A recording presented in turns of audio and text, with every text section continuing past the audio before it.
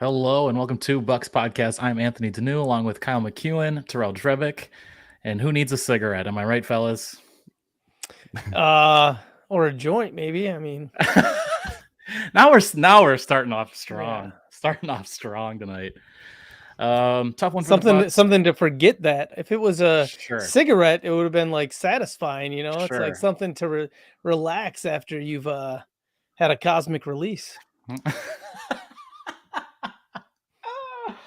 Oh my God, the cosmic release. The tantra of the Milwaukee Bucks. Let's get into it. Yeah, Kyle's new podcast, The Cosmic Relief. Yeah. Tough one for the Bucks. Game 1 loss at home against the Heat. Giannis injured in the first quarter, tried to come back after a trip to the locker room, went back to the locker room during the second quarter, just couldn't make it happen. Ultimately, it's considered a back contusion at the moment. The Heat would also deal with some injuries. Tyler Hero broke his hand in the second quarter. He could be out. I mean, I would guess for the playoffs. I don't know. I mean, he's a shooter and a ball handler, so that would be my guess is that Tyler Hero ends up being out for the rest of the playoffs. Tough one for the Bucks. If you listen to us on Friday night, I did somewhat predict a Bucks loss in Game 1. Not obviously predicting a huge injury like the one to Giannis. Who Terrell? Do you want to describe the injury? The Giannis injury? Sure. Yeah. Giannis taking it to the rim. Kevin Love was set up for a charge, and looks like Giannis decided to try and jump over him. did a little spin move in the air, landed flat on his back, and they called it a back contusion. The way he was walking, boy, I don't know if he'll be ready for Wednesday. He was really hurting. We'll see what the next 3 days have in store, but yeah, your thoughts, guys? I don't really see Giannis coming back and playing on Wednesday. I think you're happy that he's got until Wednesday, that he's got essentially 3 days until the next game. So, but they're going to check him out. We'll see what it is. Maybe it was just a back like his season up or a little bit, or it was hard for him to move around. We don't really know yet. Yeah, and I think we know that if it is some kind of back contusion or butt contusion or something in that area, that it can be severe and it can hold you out for weeks. So hopefully it's not anything that's going to really keep him sidelined for multiple games, but it is a little bit concerning that the team tried to put him back out there twice and he just couldn't do it. Yeah, it's a tough one. Terrell and Kyle, you guys both touched on the amount of time that he might be missing or what all this could lead to. I imagine over the next day we'll get a better idea of exactly what the injury is, plus a timetable. So definitely something to keep track of. I will say they have, if they're going to have an injury, I mean, you never want that to happen, but now's sort of the time. You have 2 days off before Game 2. After Game 2, you have 2 days off before Game 3. Then they don't play again until Monday. Ideally, Giannis could miss the next 2 games and have 8 days off before he could play a week from tomorrow. So you hope that the Bucks win a game or two in the intermediary, but we've seen him come back from potentially worse injuries. The Hawks, where his knee went backwards, that obviously comes to mind. The Bucks were able to beat the Hawks to make it to the NBA Finals, where Giannis came and felt like himself. So if anything that we've seen from the past, if anyone can get through this kind of injury, it is Giannis. Hopefully it's just a little bit of a bruise and something he can overcome. And just, I mean, they're going to be monitoring this like you wouldn't believe over the next few days to a week. But I don't think this necessarily puts the Bucks in dire needs. I think we got good games out of Drew and Chris. I think we'll get more of that. It was good to see Chris, who has been dealing with a lot of injuries throughout the season, going back to the last playoffs. And he had a hell of a game. He looked like himself. If he can play up to that level again, these next 2 games, potentially without Giannis, or most likely without Giannis, and Drew Holiday as well had a great game. The Bucks need to shoot better from 3. That's always the case in the playoffs. And I don't know. That's a tough one, but the Heat have been playing intense games for a while now, just to keep themselves in play for the playoffs, in the play in the last week. They're a hot team. You saw it in the first quarter, which was really the worst quarter, I think, for the Bucks. 33-24. They lost the quarter by 9 points. The Heat came out pretty hot. And that's what you would expect from a team that played in really a do or die game just less than 48 hours ago. Yeah, that was kind of one of the feelings that I had, even with Giannis being out. We saw in the first quarter that the Heat somewhat had control of the game to come out, and it made you feel like, as you had previewed in the last podcast, Anthony, the possibility of the Heat coming in all fired up after having several competitive games and just being in that competitive atmosphere already while the Bucks were resting over the last week. So, and that's sort of what we saw play out. The fact that the Bucks still only lost by what, 13 in a game where their best player was out, not the worst thing in the world. Um, it does frustrate me that Brook Lopez doesn't become a bigger part of the offense when Giannis is out. It Well, just it doesn't all, make any sense to me. He should. I love that Bobby Portis was doing a little bit more, and that you saw Joe Ingles doing a little bit more. That Chris Middleton was playing well, but like Brook Lopez used to be a number one option on a team. Treat him that way, and just go use him in the post, especially against a team that doesn't necessarily have good defensive protection at the rim. and just to your point, Max Strus started the game guarding Brook Lopez. I know the Bucks don't feature Lopez in the post the way that most teams probably would, and the Bucks could, and just haven't seemed to really since he's become a Buck. But that was something you just expect to see if Giannis goes out. Why not feed Brook Lopez in the post time after time? You either get Bam in foul trouble, or I mean, there's so many good things that come from that. Like the Heat aren't very deep at center. You have Kevin Love playing center behind him. I just think Lopez is able to pass out of the post. He can still pop out for three when you need him. He can hit these. He doesn't have to like be a post up going towards the basket every time. We've seen him make some really awesome off balance shots, driving side to side. Like he has a pretty deep bag, and the Bucks really only use him in kind of a limited manner offensively. And the Bucks, yeah, he's a different kind of post player than what Giannis is, but the reason the Bucks work the way they work is because Giannis dominates the post in his unique way, and then that opens up all the great three-point shooting that the Bucks have. The Bucks had their worst three-point shooting game of the season, I think they said near the end of the game, and you're sitting there going, "Wait a minute." So they had Giannis out, which means they had more three-point shooting on the court since he wasn't out there, and yet they even shot. But it's just understanding that whole the mix of why the three-point shooting is good when you have the good post player. And then the fact, yeah, again, it just doesn't make a lot of sense that Brook Lopez doesn't get featured more when you have Giannis out. It should be a really easy mental transition for the coach to make, to say, hey guys, guess what? We're going to shift our offense a little bit more towards this guy who can get his own shot anywhere on the court almost. Terrell, we've seen sort of a lack of adjustments for Coach Bud during a game, but during a playoff series, we see it game to game a little bit more than we do from a first half to second half perspective. You see anything changing in regards to what we're talking to, getting Brook Lopez involved earlier, deeper in the post, more catches from the high post, even potentially? Let's start with the defense first for adjustments. So I wrote in here, this is Operation Stop Jimmy Butler. That's all the Bucks really need to focus on, because if you look at Jimmy Butler, when it comes to his game one playoff history, the guy's averaging 25, 26 points a game in game ones. So, hey, let's just go out there. Let's throw a defenseman on Jimmy Butler. Let's just stop him right away and see what the other guys can do for the Miami Heat. Well, let's give that one a grade. I gave that one a C minus in the first quarter. He had 14 points in the first quarter. That's not how you want to open a game. And then on top of that, well, let's get Giannis going. Let's get Drew Holiday going. Let's get Middleton going early. What did they do in the first quarter? Giannis got hurt. Drew, 2 early fouls, kind of sat on the bench for a majority of the first. And Chris Middleton, 2 shots? He threw up 2 shots in the first quarter? It's great to see him bounce back, but I tell you, if you start a game against an 8 seed like that, that 8 seed is always going to be in the game for the entire game. You have to set the tone early, right? So it was nice to see at the bench, like Bobby Portis kind of had that spark plug in the first quarter.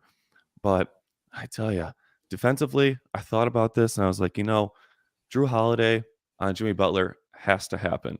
If Drew gets 2 early fouls like he did, then I think you need to bring in Javon Carter and put Javon Carter and Jimmy Butler. There's a size advantage there. Yeah, I understand that. But the whole Joe Ingles on Jimmy Butler, that experiment didn't seem to work out. Crowder, he was on Jimmy for a little bit, and I don't know. I don't think Jay has a size. I don't think he has the quickness though that Jimmy Butler has. Not at the moment, for sure. We haven't seen Jay to his full ability yet with the Bucks. Go ahead, Kyle. I do feel like the Bucks have plenty of guys they should be able to send at, like, from everybody you just listed, Terrell. Like, the Bucks have plenty of options to send at Jimmy Butler. So even if Drew Holiday does get into foul trouble, Grayson Allen should be able to hold his own against him. I don't necessarily want Joe Ingles on him too much, but Javon Carter, Jay Crowder, Wes Matthews. That would be someone Yeah. I would expect to see more time on Jimmy. Chris is Middleton. West. Yep. Yep. Like, I get it. You want him to maybe focus on offense, but like Chris Middleton has also been regarded as a really good defensive player throughout much of his career. And even Bobby Portis is somebody who's just got bigger size to maybe throw on Jimmy Butler, since Jimmy Butler is a player who doesn't attack you from the perimeter. He's going to come into the paint and work in that mid-range. So the fact that you've got Bobby Portis maybe just kind of playing a little bit of a passive defense out there and letting him come into him and then getting into him in the mid-range. I say that at the same time as being extremely frustrated with the fact that we saw so much of the Bucks defense being drop coverage, Brook Lopez falling far too much into the rim and underneath and not coming out to really truly contest guys mid-range shots from Bam Adebayo and other players. And it's funny, I'm sitting there and I'm complaining about it, and then the broadcast is talking about how Brook Lopez has challenged more, like 400 more shots than any other player this season. Pretty wild stuff. For the Jimmy Butler thing, since he's come to the Heat from the Sixers, his whole thing has kind of been facilitate. I mean, especially when he first came out of the team, they really played through him. We're seeing some more of that, but he's kind of been, and they've even established this as their strategy, is Jimmy Butler is pass first, gets other guys involved the first 3 quarters. In the fourth quarter, we see him take over. But with Bryn Forbes outscoring him a couple years ago, plus a lot of the missed layups that we saw from Jimmy over the last week, I think he's kind of heard the noise, and he was absolutely attacking from the get-go tonight and ended up with 35 points. And yeah, it stopped Jimmy Butler. Now you don't have Tyler Hero, then it's even more so becomes like the imperative number one thing on defense is, make somebody else beat you. Somebody else has to beat you. It can't be Jimmy Butler. Let's talk about some of these matchups. So to start the game, and we talked about Jimmy on Drew, which is how they started the game. Drew Holiday guarding Jimmy Butler, and Jimmy Butler also guarding Drew Holiday. Something we saw to start the game, but not necessarily consistently throughout the game. We saw a number of guys guarding Jimmy Butler. You talked about Joe. We saw Chris, Jay Crowder. We know Wes Matthews is another possible option. I started off with Grayson on Tyler Hero, as well as Hero on Grayson. That'll change. It could be Duncan Robinson in the next game, as the Heat started the second half with Duncan since Hero broke his hand in the first half. We could see Victor Oladipo, who hasn't really been in the rotation for important games. I think he dropped like 30 within the last couple weeks, but it was not a game that was a huge deal for the Heat where it was like necessarily a do or die situation. You had Chris on Max Strus, and then Strus was guarding Brook Lopez. Giannis was guarding Gabe Vincent. Gabe Vincent was on Chris Middleton.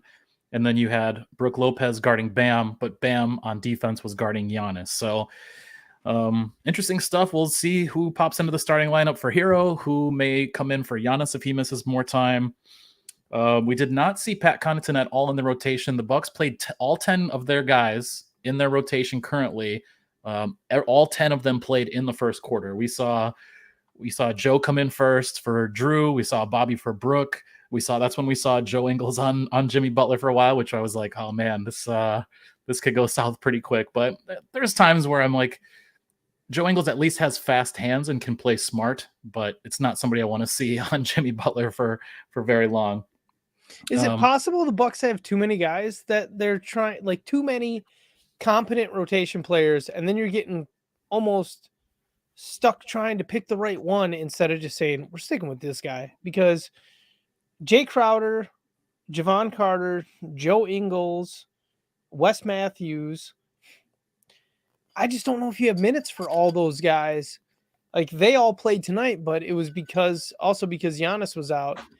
And I'm just wondering, like, who do you leave out of that mix? I don't really want to leave Joe Ingles out of that mix, even if he's the worst defensive player, because he's a great facilitator. Yeah. And he can bang in some big shots. Grayson is my response to that. I know the Bucks won't do that. Coach Bud would not do that. I think that Grayson, man, I'm with you. Yeah, and it's tough because he's a starter, and there's no way Coach Bud will take him out of the rotation. But you take his minutes away, and Wes Matthews is out there defensively. Like, it's not like you're getting that much more or less 3-point shooting with Grayson or offensive creating. And I just trust Wes's defense so much more, and that's why I like him, at least for this series. Like, maybe something changes in the second round, you'd play the Heat or the Cavs. Maybe Grayson can spark a little something then. But for this series, I like Wes in the rotation a lot more than I like Grayson. I hate the West thing just because he's out there for his defense. Yes, he can hit an open shot, but like, that's why Wes Matthews is out there. Whereas I want more threats out there to open up other shots. And when Wes Matthews is out there, he makes plays. He does, but it just feels like I don't trust him to hit that shot when he gets it in the corner, even though he can. I don't. No, that's fair. Terrell, what do you think? If you had to drop somebody from the rotation, who's it going to be from the 10 that we saw tonight? Yeah, you guys aren't going to like this one, but I would do Javon Carter over Grayson Allen. If Grayson Allen's only going to shoot 5 shots a night, and maybe those 3 of them were in the fourth quarter, and kind of like, if you want to call it garbage time, but yeah, if he's going to shoot up 5 shots a night, then I would go for defense, and I would put Javon Carter in the starting lineup. Now you're talking about, well, it could work because the Heat, they're kind of small in size, so it could work, but you might be losing some rebounding doing that. So you're saying Javon Carter is who you would elevate into the starting lineup, not dropping him from the rotation? Yeah, I would put Javon Carter in the starting lineup. Okay, all right. Do something really crazy, get the spark going. Yeah. That's how the Bucks started the second half. Javon Carter started the second half. I could also see Bobby Portis getting the start at power forward if Giannis has to miss a game or two. I know they like him coming off the bench, but I don't know. It's interesting how that could all go down. Go ahead, Kyle. Ultimately, I want Giannis to be healthy, and then I want them to consider taking Grayson Allen.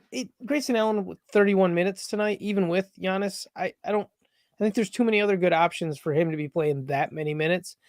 I would love to see Bobby Portis or Jay Crowder in there just to get a bigger lineup out there. And we really, whatever, I've been banging on that since episode 1 of this podcast, so I'll stop. But okay, here's the question. Say Giannis is out for this entire first round. Can the Bucks beat the Heat? Yes, absolutely. You're right. Yeah, I think even without Giannis, I think the Bucks are still the deeper team. I think you take him, they still have a pretty darn good 9-man rotation that could even get them through the next round. You got to hit more threes though, but without Giannis, who's not going to hit threes necessarily out of the rotation, I feel like the Bucks are more of a shooting threat without him, even though of course you wouldn't pick them as the favorite to win a bunch of games without Giannis. But for this series, and even in the second round, you're a bigger threat from 3 without Giannis out there, and they have to get more shooting. I mean, but if Giannis is out, there has to be I can't see them really winning against the Heat unless they find a way to make Bobby Portis and or Brook Lopez a bigger part of this game plan offensively, because those guys would be the ones scoring in the paint for you and helping open up those 3-point shots the way that Giannis usually does. Yeah, very interested to see how things go down. One more game at home. The Bucks will be forced to win at least one game in Miami if they want to win the series. It's just how it goes. You lose game 1 in your building. But I like the rhythm that Drew was in. I like the rhythm that Chris was in. I think we get more minutes from Bobby without Giannis. I think we hopefully get a more more effort to get Brook involved in spots. And you got to start that early in the game. You have to start it early. Let him get into a rhythm, because once he's in rhythm, he can shoot anywhere with any defender in his face because nobody's as big as him. And I'm just always been so surprised at the way the Bucks use Brook Lopez, and they've won a ton of games doing what they're doing with the system. But I don't want to see him play too much drop against Bam, because Bam can hit those. We saw him hit those mid-range shots. You got to put a little pressure on him. And then I want to see Brook with the ball in his hands in the post a little bit. Let him work. And I think that's got to be a designated effort early on, hopefully game 2. Joe Ingles would even be a good addition to the starting lineup as an extra ball handler, because the fact that Giannis isn't in there, and Giannis is usually your what would you consider Giannis between him and Drew? Who's the first ball handler? Giannis. Okay. Is Giannis, and even to the point where when Drew has he had spent time as the dunker, and when they first tried to work him in that kind of like baseline coming off, cleaning up boards and stuff like that. Obviously, he runs the show much more often now. So Giannis is your guy who is your number one ball handling option. So you're right, actually. Having Joe out there might be not a bad idea. Also, that gives you a lot of size. I trust him against Strus out there, or however you want to kind of divvy up those defensive responsibilities. That doesn't. I bet you Joe Ingles can get the ball into the damn post too. And you know what? He's actually the best entry pass from the wing is Joe Ingles, and him and Brook have such great chemistry. So you're talking me into it more and more. Terrell, what do you think? Totally agree. Should we really be freaking out about a lineup change after a game like this where the Bucks only made 11 3-pointers when you shoot 45? Yeah. But yeah, I'd be for it. Yeah, for sure. With Joe Ingles in the starting lineup. Yeah, if Giannis is out, I mean, I would like him in there, right. even if I just can't understand why the Bucks didn't look at other configurations without Grayson Allen at some point this season. But as you pointed out, he's Bud's guy for some reason. Yeah, and it's really what we saw in past playoff years, where Bud was just so in love with Pat Connaughton, and it just nothing was going to change. He's very stubborn at times. Like, he will make subtle changes and important changes in it throughout a series, but I just don't see Grayson getting dropped from the starting lineup, which is kind of a bummer. We saw what the addition of PJ Tucker in for Dante DiVincenzo 2 years ago and how that worked out. And to me, Jay Crowder makes the most sense just from that kind of same formation. But we'll see. Terrell, you talked about 3-point shooting. Bucks always have an issue shooting the three in the playoffs. 11 of 45, less than 25%, whereas the Heat hit 15 of 25, 60% of their threes. So, and that's the thing. They've been playing important games. I think that's part of it. We talked about that. That's why I thought the Bucks very well could lose a game 1 and just being in rhythm. But I'm happy to see Chris in really good form, and I think you really start with him and Brook and just feed them early in game 2 on Wednesday. I think that's huge for them. But great to see Middleton hitting shots from all over the place. I thought his defense looked better at times. So I don't know. There's good things to take away from this. Yeah, the one thing that kind of really hurt the Bucks, and I don't know if many talk show hosts or many post game podcasts are going to mention this at all, but it's getting the crowd involved. The Bucks went on one run tonight, one big run of 12-0 in the third quarter, closed the gap to within. Help me out here. 8 points, and that was it for the crowd. It's like, that's supposed to be a factor. That's why you have home court advantage, but you just can't get any runs going. And I thought that was kind of like more of a turning point in the game too, is you just got to get the 6th man. I kind of expected to see Bobby a little bit more involved in the second half, because we know how just one stop by him can like flip the switch and get the crowd involved and feel like momentum is coming back your way. What really was a killer was the Javon Carter pulling up for 3 when he probably would have had a nice bounce pass on a 2-on-1 fast break. He pulled up for 3, probably should have, and he didn't make it, so it's easy to say that now, but the pass should have gone to Chris Middleton. It would have been a layup, and the Bucks would have been down by 6, I believe. So that was kind of a momentum killer, which really sucked. But I see Bobby as that spark plug, and that was kind of frustrating to not really see the crowd get back into it at times when it's like, you guys, this is the home court advantage that you worked so hard for. This is why you wanted the 1 seed. The crowd's got to give you a little bit more too. 26, 27 minutes from Bobby is probably not acceptable either. And with Giannis being out.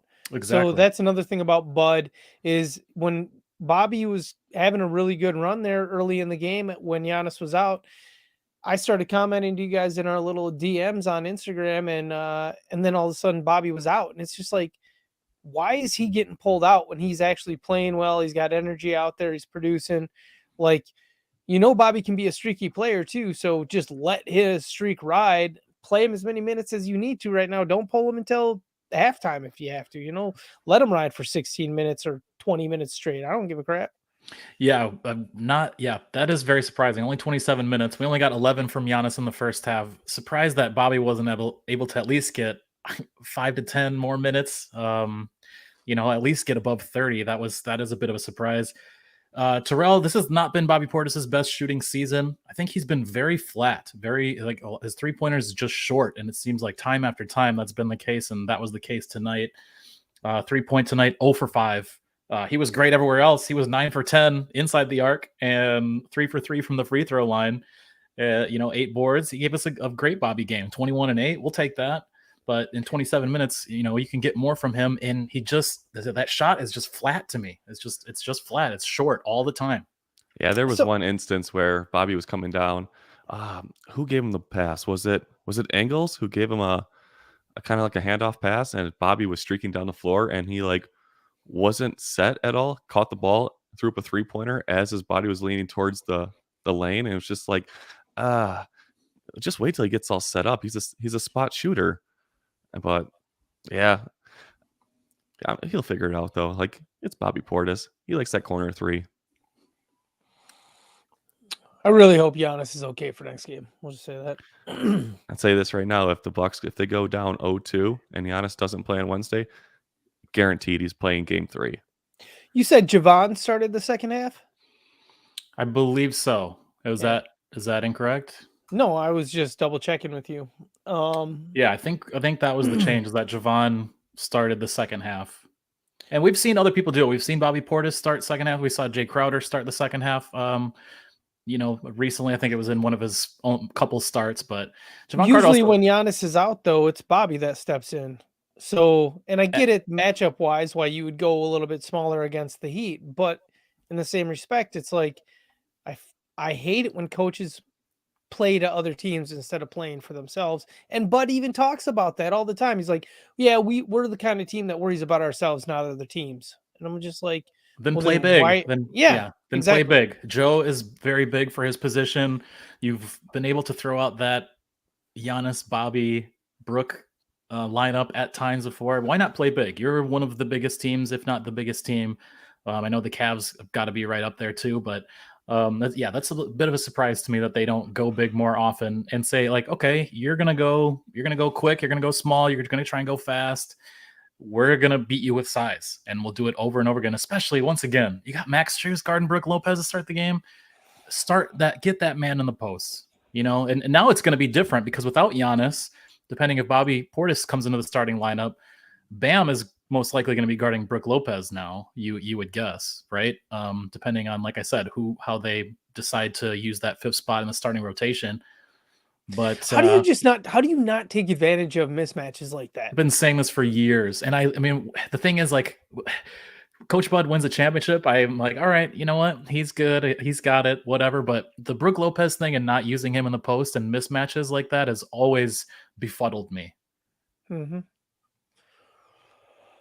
Hopefully it's a major change on Wednesday. I'm excited for the game. It's just like it's common sense basketball. It's common sense sports. You take advantage of mismatches and you use that to your advantage. advantage too much. Kyle, what do you expect for the Heat to replace Tyler Hero, which is a big deal? He's his 6th man of the year. Last year he is a good ball handler, one of the top 20 shooters in the NBA.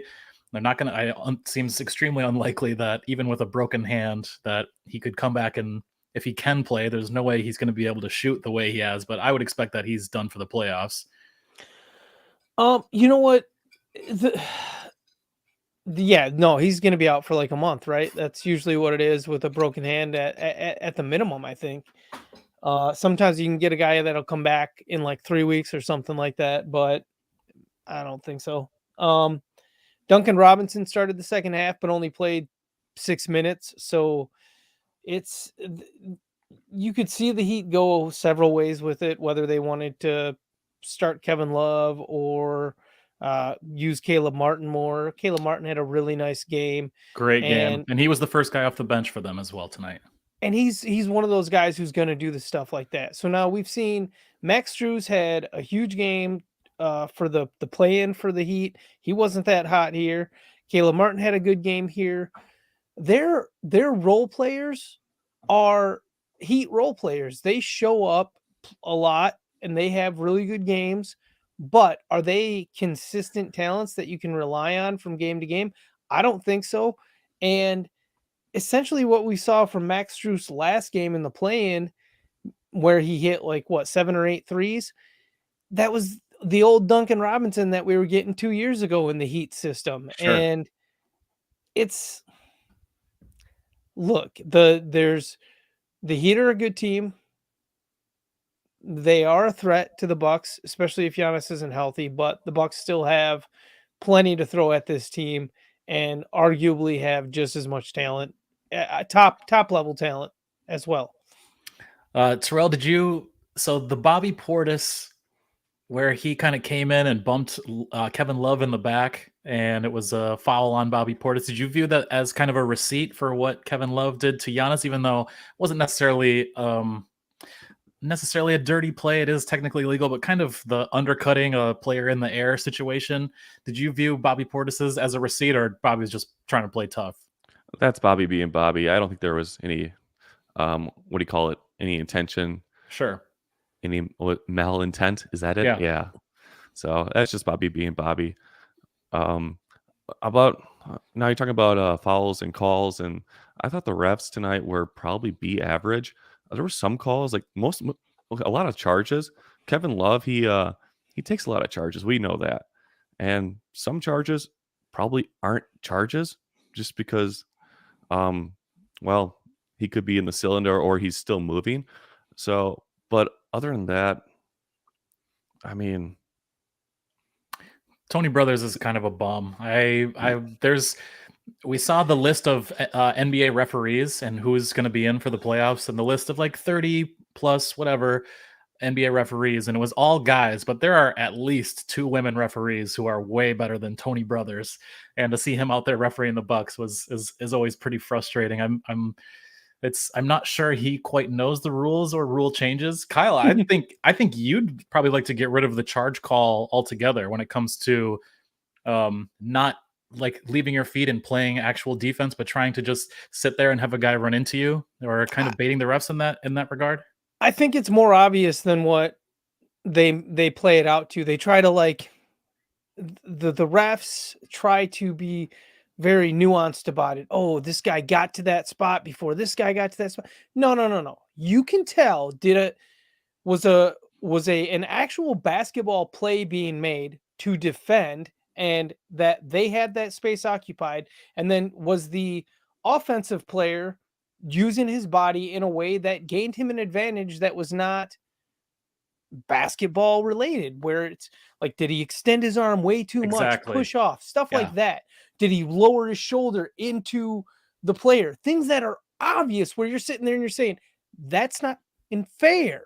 Yeah. And that's what the rules should be set up to do, is to bring a fairness and equanimity to the sport in regards to both players having an equal attempt to both make an offensive play and a defensive play in that situation. And if no advantage is gained, then no call should be made. It should be everything should be very just common sense kind of, it shouldn't be hard. You shouldn't have to use a lot of logic to be able to explain things to people. You should be able to say, this guy was an a-hole and he did that, so it was a foul on him. And that's usually the way it should go. I'm with you, man. And it seems like, especially a lot of the injuries that happened, we saw Ja Morant earlier today get injured and will probably miss some time in the Lakers Grizzlies series. And then you have Giannis as well, where Kevin Love isn't like jumping to stop him. He's just trying to kind of, plant his feet, get down and take the charge. Whereas I want to see you try and actually stop him. And I don't know. I kind of hope the NBA does change at least a little bit of something about the rules and having players intent to play defense, not just to plant feet and draw a charge. And we've seen at times it's been dangerous for a lot of the NBA superstars, and we saw it today. Two of your top stars in the league had to miss time of a playoff game because of this kind of stuff. It's just more exciting too if you have guys trying to make blocks at the rim, and there's ways that you could configure the game to make it even more exciting, where you actually maybe start awarding points for blocks, where it's like you get 3 points for a block.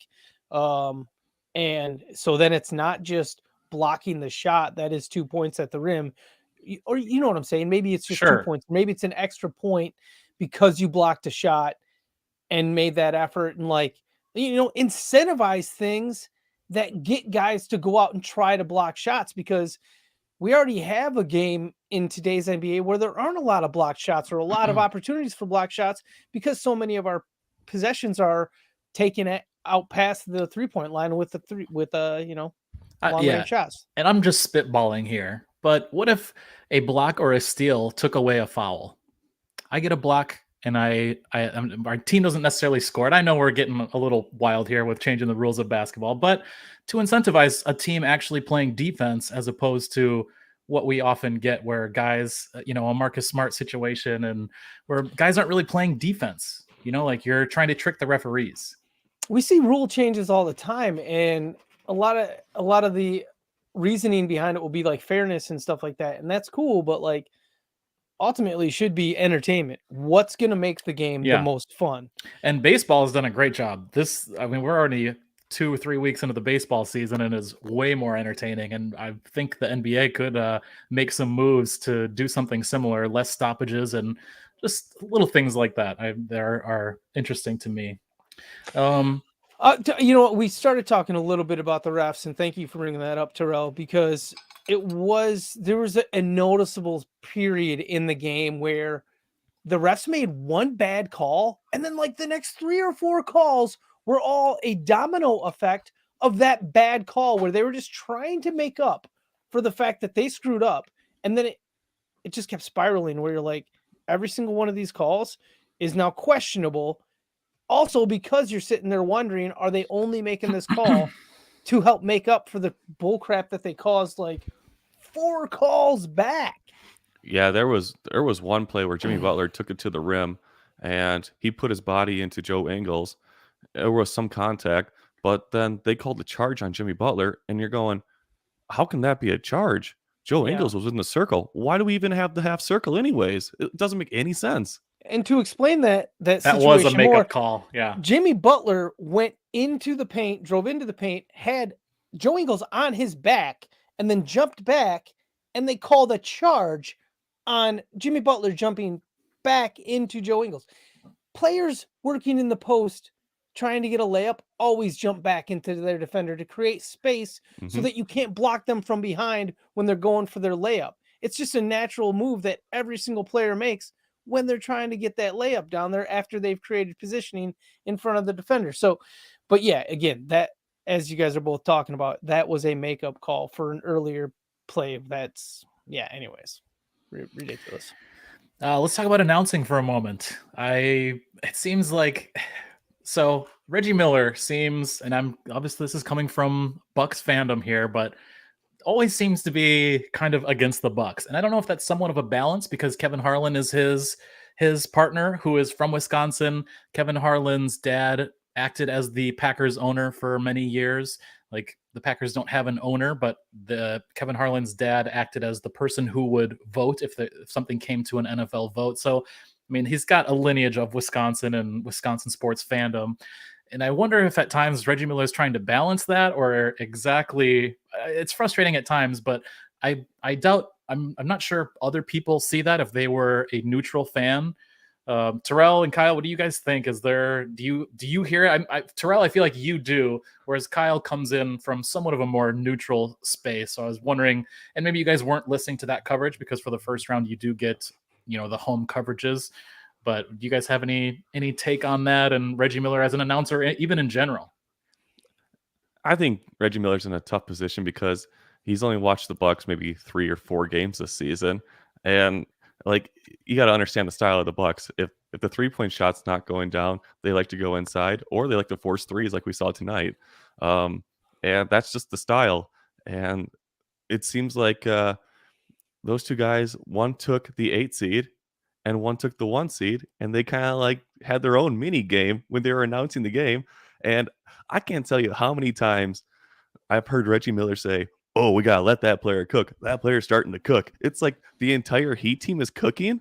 Really? I don't think so. But Kyle, where do you land on this? I don't pay too much attention to announcers these days, period. But I found myself getting just a little annoyed just because it felt like he was trying to criticize the Bucks at times, and who knows what the reasoning behind that all is. Is he just trying to offer a balanced perspective of the game, or is you know what? Who cares? All right. He's not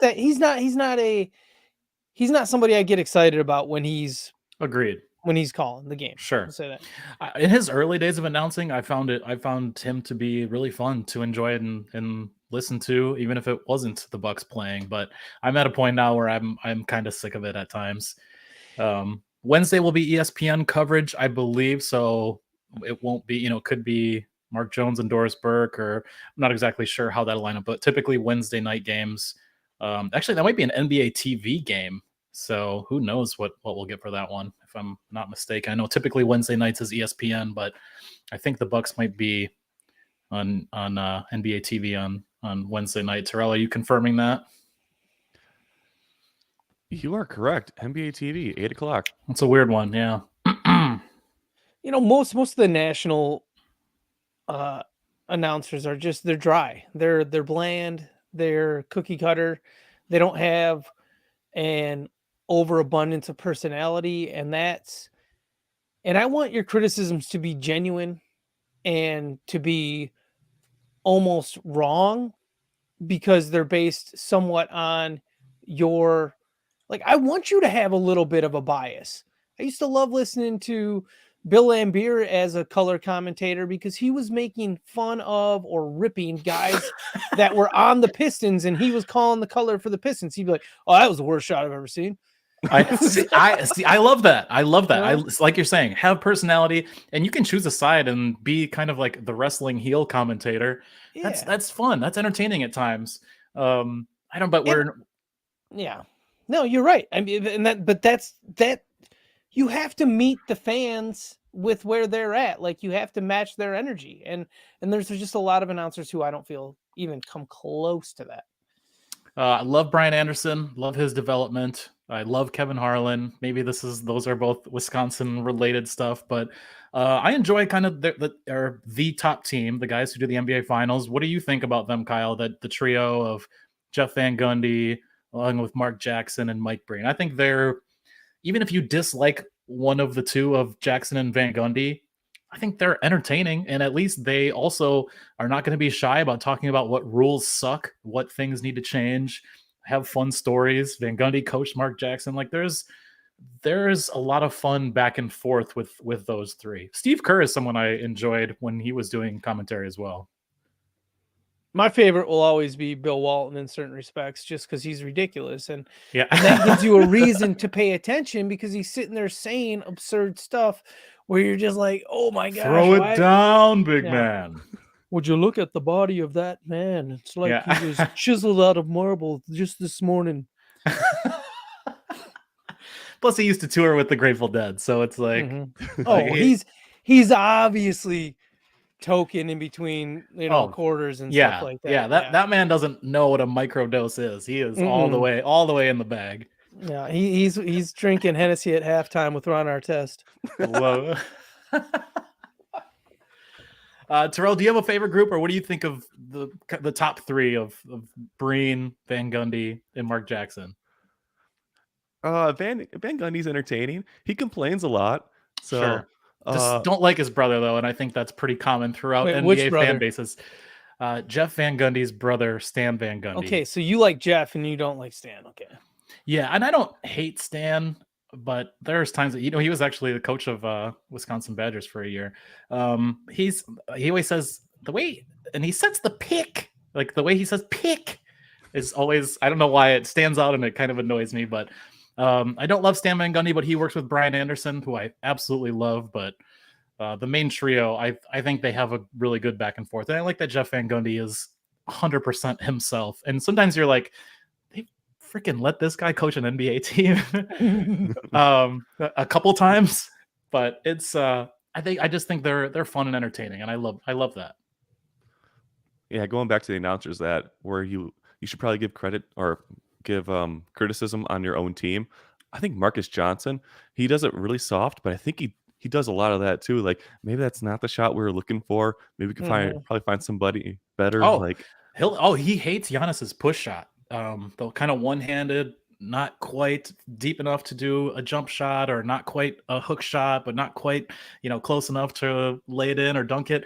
He likes Brook Lopez, but he'll call out Giannis. He's like, just don't like that shot from Giannis. I love that. He's not afraid to kind of go at him a little bit. And yeah, not what Coach Bud wanted out there, or if you can kind of tell what Bud's face looks like when Thanasis is out there and kind of getting under Bud's skin at times. And Marcus will talk about certain things. You're like, man, he's just the best. I'm, like I've said before on the show, so surprised Marcus Johnson isn't on national TV weekly for basketball commentary on TNT, ESPN, ABC.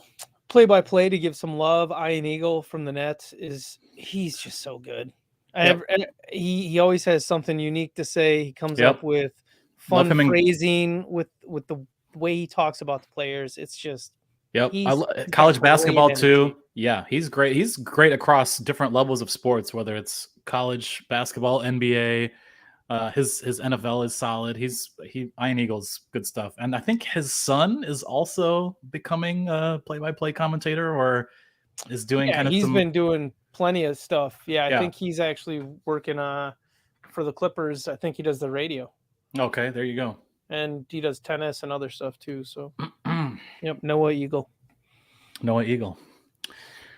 Well, I guess we've talked to death, about the Bucks, and we've moved on to other stuff. Any other fun playoff stuff or sports things or stuff you guys are getting into? And Terrell, talk about your personal life right now. Sure. I've been doing a lot of reading. All right, that was a great segment. No, I'm just kidding. It's April's that kind of month where it snows, it rains. Some days it's 85 degrees out. Some days, like tomorrow, it's gonna be 36. So it's a good time to curl up with a good book. And I've been reading Dark Matter by Blake Crouch. It's about this guy who can travel through multi-universes, and he figured out string theory. And if you know a lot about Schrodinger's cat, that's where it went into a box, and then it became two cats. One turned out to be dead. One turned out to be into another universe. Like it's kind of like, what's that movie, The Prestige? I think it is, where they duplicate just, I don't know. It's a fascinating book. A lot of sci-fi. It's the observer effect. It's the cat is in a quantum state inside the box until observed. It is both dead and alive until you open the box and observe whether it is dead or alive. So, it's this idea that all states of reality exist within the dark matter of the universe, which, if you get into spirituality, dark matter is really, they say in science that dark matter is 99.9% of the universe or whatever. Close your eyes. That's darkness. That's dark matter. That is the womb of the universe.